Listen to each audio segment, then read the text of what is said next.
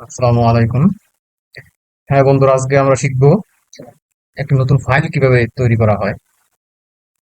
তো আমরা ফাইল তৈরি করতে গেলে আমরা এই ডেস্কটপের উপরে আমাদের মাউসের অপশনটা রাখবো। তারপর আমরা মাউসের রাইট বাটনে ক্লিক করবো। হ্যাঁ, রাইট বাটনে ক্লিক করার পরে এরকম একটা অপশন আসবে। এখানে আমরা যাব, নিউ যাব। হ্যাঁ, নিউ গিয়ে দেখবেন যে ওই উপরে যে একটা ফোল্ডার লেখা আছে, এখানে ক্লিক করব। হ্যাঁ, ফোল্ডার ক্লিক করার সাথে সাথে একটি ফোল্ডার তৈরি হয়ে যাবে। তো নতুন ফোল্ডার তৈরি হয়ে গেছে। তো আমরা ফোল্ডারে কি নাম দিতে পারি?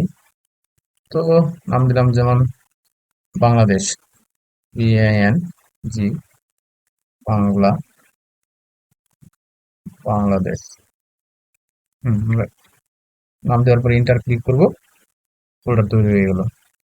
তো আমরা ফোল্ডার ওপেন যদি করি, তাহলে এরকম একটা পেজ চলে আসবে। তো আমরা এখানে যা ইচ্ছা তাই রাখতে পারবো।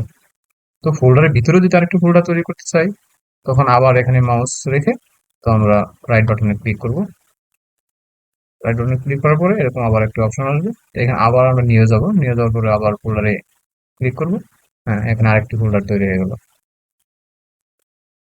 তো এভাবে আমরা ফোল্ডার তৈরি করতে পারবো। আশা করি সবাই বুঝতে পেরেছেন।